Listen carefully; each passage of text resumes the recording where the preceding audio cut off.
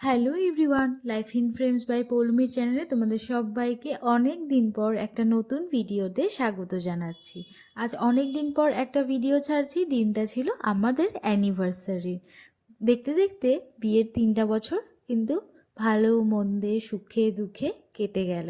প্রতি বছর দিনটা যেভাবে শুরু হয়, প্রথমে ঠাকুরের মন্দিরে গিয়ে পুজো করে তারপর রাতে ছোট একটা পার্টি, আজও ঠিক সেরমভাবেই শুরু হয়েছিল, তবে তাতে একটু চেঞ্জেস ছিল। এই বছরে আমরা কামাখ্যা মন্দিরে এসেছিলাম।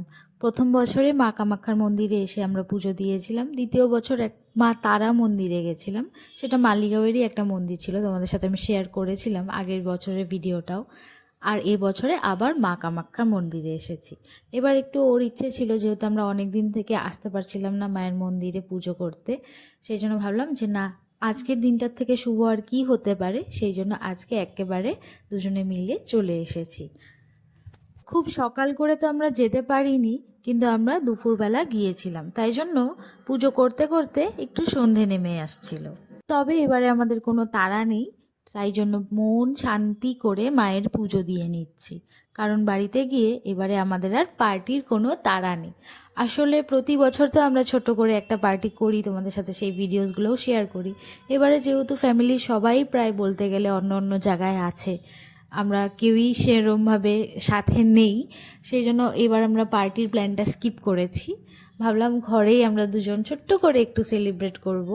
তাই জন্য আমরা জাস্ট নিজেদের মতন করে দিনটাকে সেলিব্রেট করেছি। আর কি কি করেছি মন্দির থেকে আসার পর সেটাই তোমাদের সাথে শেয়ার করছি। মন্দির থেকে আসার পর না, আমার একটু শরীরটা খারাপ লাগছিল।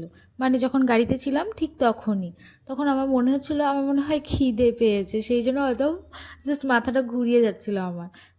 ওর সঙ্গে সঙ্গে একটা স্টল দেখে ভেজ মোমোর দোকানে আমরা গিয়েছিলাম। ওখানে মোমোওয়ালা বলে একটা দোকান আছে, জাস্ট বহুত টেস্টি মোমো বানায়।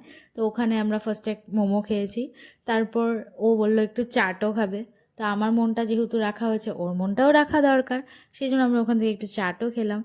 আর এই যে দেখো, দিনটা যে এত সুন্দরভাবে কাটবে সত্যি, বাকি 2 বছরও কিন্তু এইভাবে করে দিনটাকে সেলিব্রেট করেছি, কিন্তু এবছরটা একটু আলাদা ছিল। এই যে সাথে করে একটু ছোট ছোট স্টলে খাওয়া, তারপর সাথে একটু হাত ধরে রাস্তা দিয়ে যাওয়া, এই ছোট্ট ছোট্ট জেস্টারগুলো যেন নিজেদের কাছে একটা বড় পাওয়া। কথা বলতে বলতে কিন্তু আমি বাড়িতে চলে এসেছি। এই যে আজকের ছোট্ট ডেকোরেশন তোমাদের সাথে আমি শেয়ার করছি, যেটা আমরা দুজনে মিলে করেছি। এই ডেকোরেশনটা যদিও আমি একা করেছি, আর রান্নার দিকটা কিন্তু আজকে বরমশাই সামলেছে। তবে আমি কিন্তু সবটা রেডি করে দিয়েছি, শুধু সেজেগুজে বসে রইনি। তাহলে এই ভিডিওটা এখানেই শেষ করছি। তোমরা অবশ্যই আমাকে কমেন্টস করে জানিও যে তোমাদের আমাদের এই অ্যানিভার্সারির ব্লগটা কেমন লাগলো। যদি ভালো লাগে একটা লাইক, কমেন্ট আর সাবস্ক্রাইব করে দিও। Till then, tata, by.